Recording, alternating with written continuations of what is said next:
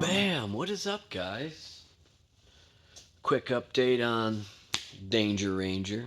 Stranger to no danger, the Ford Ranger. No.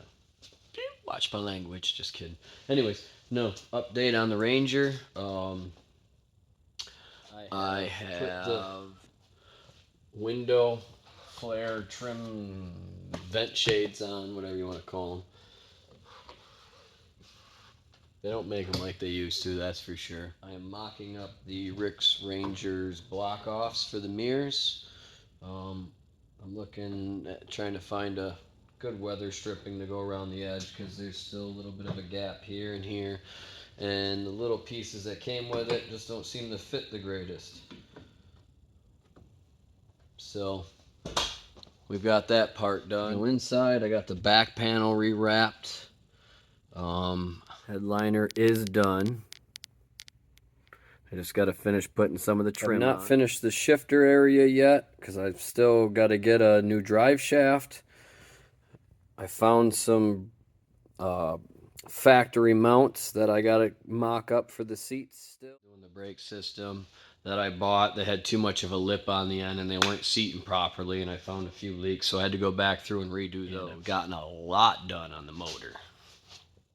Right now I'm mocking up the throttle body from a Super Coupe so I can have the, I believe it's like a 65 millimeter bore size for it instead of the, I think the original was 40 or something like that.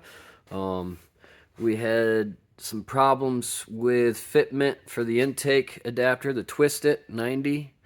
As you can see, the aftermarket fuel rail would have hit, so I had to get these adapters made to lift it some. I had to change the turbo to an external wastegate instead of an internal wastegate. And I had to do a 45 for my 90 downpipe off. I would have liked to have done my oil drain straight through the header and down. It would have worked if I had a shorter line, but the line that was sent to me was a long one, so I had wrapped it this way. It's pretty much in a downward path. I mean, it kind of does that at the very end, but I don't think it's going to catch oil too much inside of it and hang up, etc. Got my wires going. I put some heat wrap on them over here because they're very close on that turbo and stuff. My T-fitting for my oil pressure sensor and my oil feed for the turbo is all on. I do have to finish hooking up the wastegate. Plus I have a manual boost controller that's going to go in line. And I still have a little more to do over here with bolts and stuff to make sure this is in good. Yeah, I could have been a little further, but I'm just taking my time with it and trying to make sure it's right. Plus I've been jumping around a lot when I get parts in. So next I'm going to finish that up, what little is left here, and then I got to start routing some coolant lines, and I got to block off a couple things and get oil in it and make sure everything's sealed with the oil, and then just start going that route, and then wiring and stuff. And again, seats still need to be done. I'm going to be tinting the windows, so I might do a video with that and a few other things on the truck. But I do have something special tonight on another project. So I have another project off to paint with a buddy. He teaches over at Abosi's painting and stuff and body work. And my 86 Daytona Turbo Z's over there. And I could not find any seals for T-tops. Yes, I have this one. And these seals aren't too bad, but these are glued in just like those were. So as soon as I peel them, the damage is done, right? So I've been on the hunt for seals. And I mean, on the hunt for seals. Yes, on the hunt. Every forum I could find. Every avenue I'm turning. They're non-existent. They were discontinued, it looked like, way back in 2002, 2003. And then a couple guys pretty much took out loans, maybe second mortgages on their houses, who knows, and just bought them all. And then started selling them. And now they're like,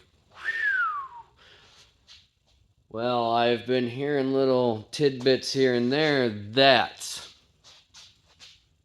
Mustang Fox body ones might work. Well, I ordered a couple.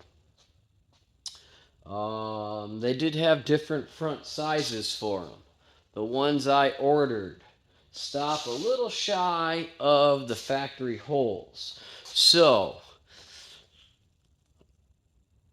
I got to hear back tomorrow and get a better measurement along with this one to see if they're exactly this, but I think the next size up might work. So, stay tuned because I might do some posts on here and my TikTok about that project going on, because there's no information anywhere, and I know this information will be useful for a lot of guys.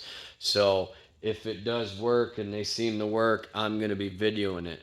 And when the other ones come in, yes, we are going to do a dry fit. I kind of ran a quick fit without taking everything out, but since the other ones are out, we're going to run a dry fit in that, and I'll probably video it so we can see and just kind of look at a few modifications that may be made so they can be used. So it might help out a lot of my fellow Dodge Daytona enthusiast T-top owners. Stay tuned on that. And yes, as I work on that 86 a little more, I'll be doing videos of that too. We got a lot of welding and different things to do. That's a project that I'm doing with my son so he can start learning about welding and cutting and grinding and plasma, the plasma cutter and all that. He does help me once in a while on the truck. I know I haven't done a lot of videos, so you haven't seen him much. You've seen a little tidbit with him shaking his head in the first video, but he'll be out here more too, because we'll be doing stuff on his car soon too for videos. And I might have some videos with my first love, my other project. So yeah, stay tuned for some upcoming videos. I'll have some more updates on the Ranger. Again, this isn't a how-to or anything. The seal one that I do might have a little how-to in it, but it's not going to be 100%. You do it this way or nothing. Again, it's just my journey of vehicles that we're doing. So, see you guys later.